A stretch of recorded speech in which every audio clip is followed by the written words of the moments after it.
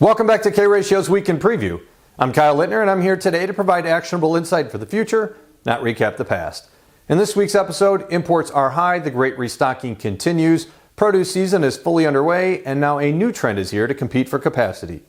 We'll break down what that means for you this week, but first, let's take a look at where the freight market currently stands. The National Outbound Tender Volume Index continues its jaw-dropping strength with another week above 15,000 at 15,294. National tender rejections continue their streak of days above 25% at 60 days, now 25.5%. Combining the two metrics gives us a freight load volume number that somehow still remains 15% higher year over year, even though consumer spending on services is rapidly increasing. This brings us to a DAT dry van spot rate slightly easing by 3 cents to $2.64 a mile, while contract rates eased as well, now at $2.65 a mile, still giving us a situation rife for rejections and rising rates. Taking a glance at our favorite comparison, but for reefer, shows a similar easing for spot, now at $2.95 a mile, with no movement for contract, good for a spread of spot 19 cents over contract.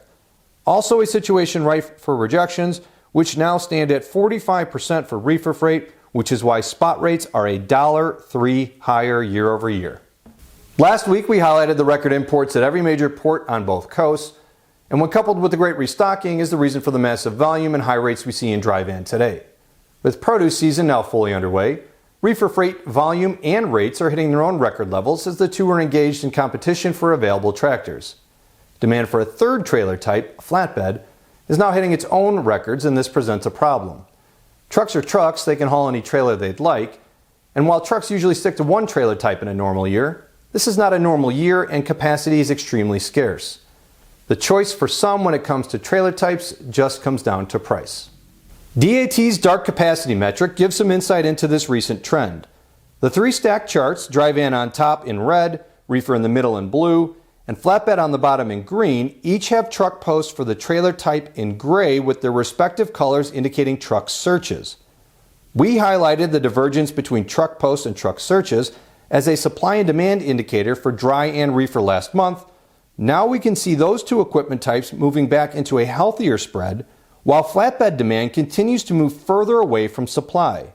In fact, the DAT Market Conditions Index, which ranges from negative 100 in a weak market to plus 100 in a tight, strong market, has been plus 100 for flatbed for the past 30 days, with a load-to-truck ratio of 94 to 1. For comparison, reefer is at 10 to 1 and dry van 5 to 1.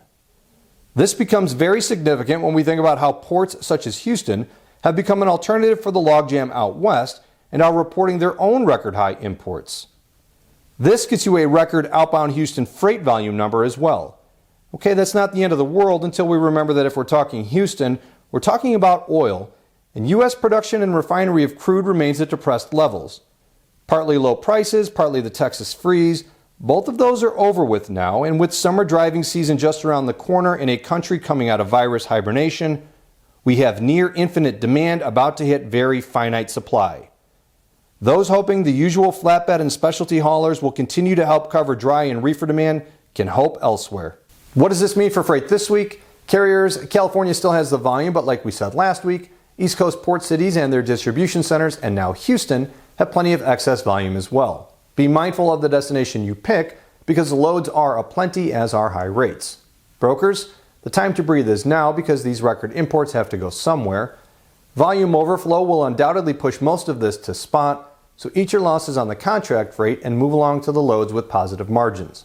Shippers, this is genuinely becoming a problem. Flatbed rejections in blue have now completely caught up to dry van rejections in green, and we're not even in summer building season just yet.